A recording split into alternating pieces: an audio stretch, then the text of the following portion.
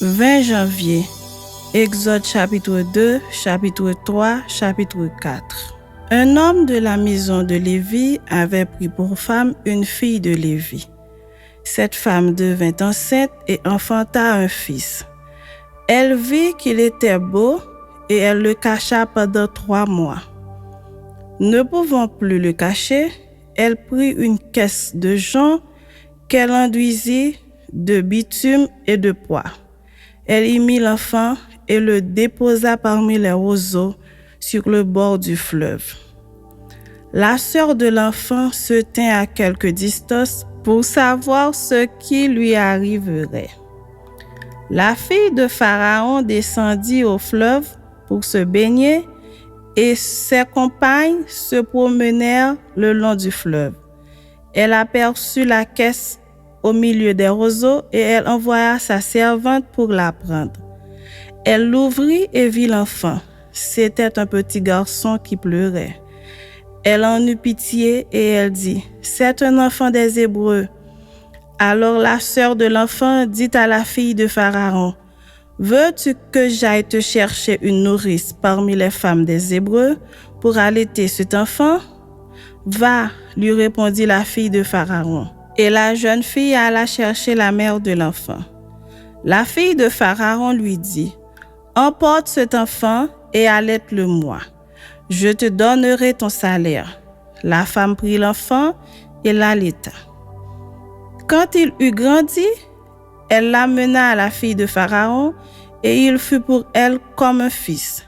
Elle lui donna le nom de Moïse, car dit-elle, « Je l'ai retiré des eaux. » En ce temps-là, Moïse, devenu grand, se rendit vers ses frères et fut témoin de leurs pénibles travaux.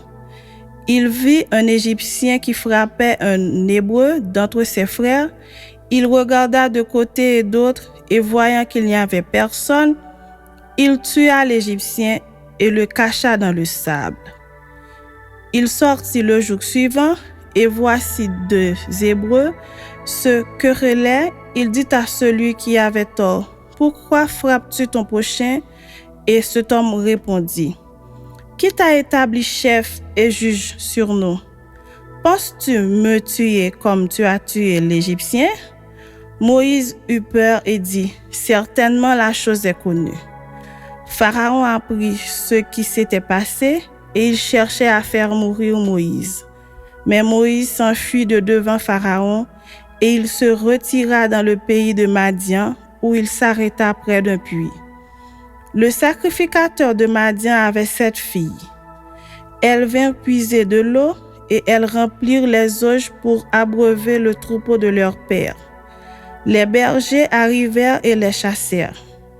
Alors Moïse se leva, prit leur défense et fit boire leur troupeau.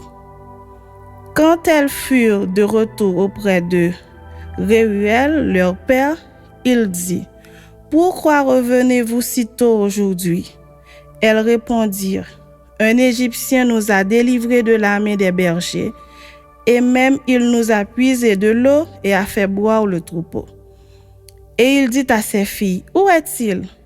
Pourquoi avez-vous laissé cet homme?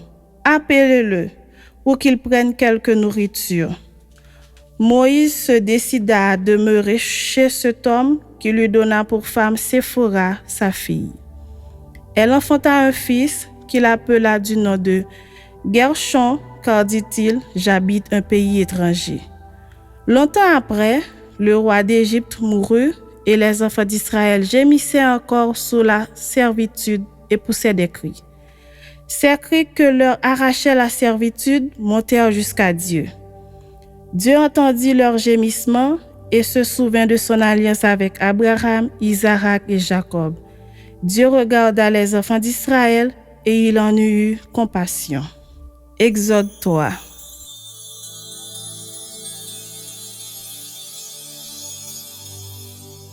Moïse faisait paître le troupeau de Jéthro, son beau-père, sacrificateur de Madian, et il le mena le troupeau derrière le désert et vint à la montagne de Dieu à Horeb. L'ange de l'Éternel lui apparut dans une flamme de feu, au milieu d'un buisson. Moïse regarda et voici, le buisson était tout en feu, et le buisson ne se consumait point. Moïse dit, « Je veux me détourner pour voir quelle est cette grande vision, et pourquoi le buisson ne se consume point. » L'Éternel vit qu'il se détournait pour voir, et Dieu l'appela du milieu du buisson et dit, « Moïse, Moïse. » Et il répondit, « Me voici. » Dieu dit, « N'approche pas d'ici, ôte tes souliers de tes pieds, car le lieu sur lequel tu te tiens est une terre sainte. » Et il ajouta, « Je suis le Dieu de ton père, le Dieu d'Abraham, le Dieu d'Isaac et le Dieu de Jacob. » Moïse se cacha le visage car il craignait de regarder Dieu. L'Éternel dit, « J'ai vu la souffrance de mon peuple qui est en Égypte, et j'ai entendu les cris qui lui font pousser ses oppresseurs, car je connais ses douleurs. Je suis descendu pour le délivrer de la main des Égyptiens et pour le faire monter de ce pays dans un bon et vaste pays, dans un pays où coule le lait et le miel, dans les lieux qu'habitent les Cananéens, les Essiens, les Amoréens, les Phérésiens, les Éviens et les Jébusiens.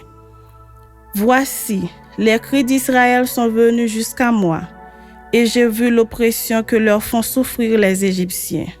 Maintenant, va, je t'enverrai auprès de Pharaon, et tu feras sortir d'Égypte mon peuple, les enfants d'Israël. » Moïse dit à Dieu, « Qui suis-je pour aller vers Pharaon et pour faire sortir d'Égypte les enfants d'Israël? » Dieu dit, « Je serai avec toi, et ceci sera pour toi le signe que c'est moi qui t'envoie.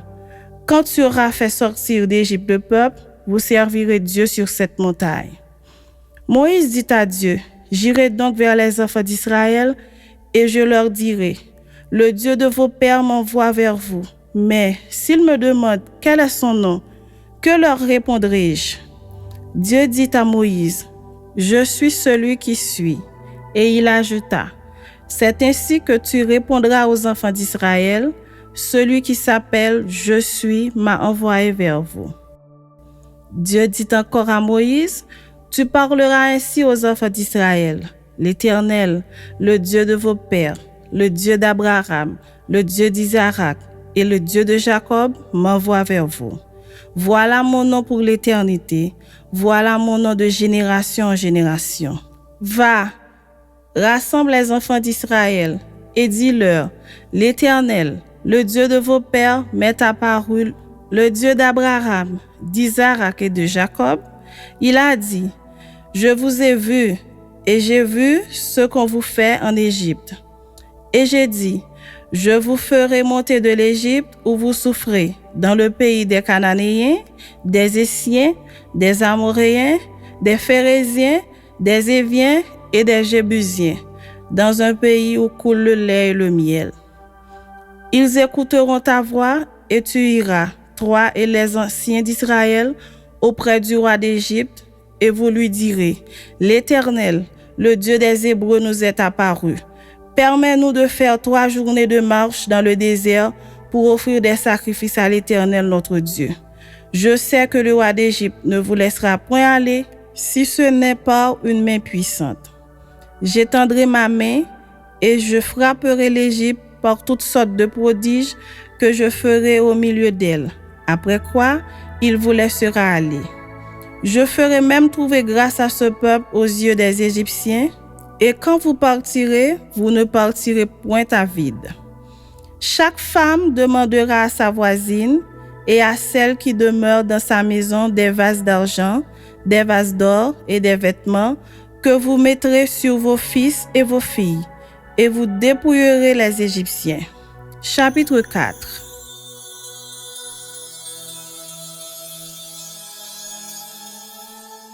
Moïse répondit et dit, « Voici, ils ne me croiront point et ils n'écouteront point ma voix, mais ils diront, l'Éternel ne t'est point apparu. » L'Éternel lui dit, « Qu'y a-t-il dans ta main? » Il répondit, « Une verge. » L'Éternel dit, « Jette-la par terre. » Il la jeta par terre et elle devint un serpent. Moïse fuyait devant lui. L'Éternel dit à Moïse, « Étends ta main et saisis-le par la queue. » Il étendit la main et le saisit, et le serpent redevint une verge dans sa main. « C'est là, dit l'Éternel, ce que tu feras, afin qu'ils croient que l'Éternel, le Dieu de leur père, t'est apparu, le Dieu d'Abraham, le Dieu d'Isaac et le Dieu de Jacob. » L'Éternel lui dit encore, « Mets ta main dans ton sein. » Il mit sa main dans son sein, puis il la retira. Et voici, sa main était couverte de lèpre, blanche comme la neige. L'Éternel dit, « Remets ta main dans ton sein. » Il remit sa main dans son sein, puis il la retira de son sein. Et voici, elle était redevenue comme sa chair. « S'ils ne te croient pas, dit l'Éternel, et n'écoutent pas la voix du premier signe, ils croiront à la voix du dernier signe. S'ils ne croient pas même à ces deux signes et n'écoutent pas ta voix, tu prendras de l'eau du fleuve, tu la répandras sur la terre, et l'eau que tu auras prise du fleuve deviendra du sang sur la terre. » Moïse dit à l'Éternel, « Ah, Seigneur, je ne suis pas un homme qui ait la parole facile, et ce n'est ni d'hier, ni d'avant-hier, ni même depuis que tu parles à ton serviteur, car j'ai la bouche et la langue embarrassées. » L'Éternel lui dit, « Qui a fait la bouche de l'homme? Et qui rend muet ou sourd, voyant ou aveugle? N'est-ce pas moi, l'Éternel? Va donc, je serai avec ta bouche, et je t'enseignerai ce que tu auras à dire. » Moïse dit, « Ah, Seigneur, envoie qui tu voudras envoyer. » Alors la colère de l'Éternel s'enflamma contre Moïse. Et il dit, « N'y a-t-il pas ton frère Aaron, le Lévite? Je sais qu'il parlera facilement. Le voici lui-même qui vient au-devant de toi. Et quand il te verra, il se réjouira dans son cœur. Tu lui parleras et tu mettras les paroles dans sa bouche. Et moi, je serai avec ta bouche et avec sa bouche. Et je vous enseignerai ce que vous aurez à faire. Il parlera pour toi au peuple, il te servira de bouche et tu tiendras pour lui la place de Dieu.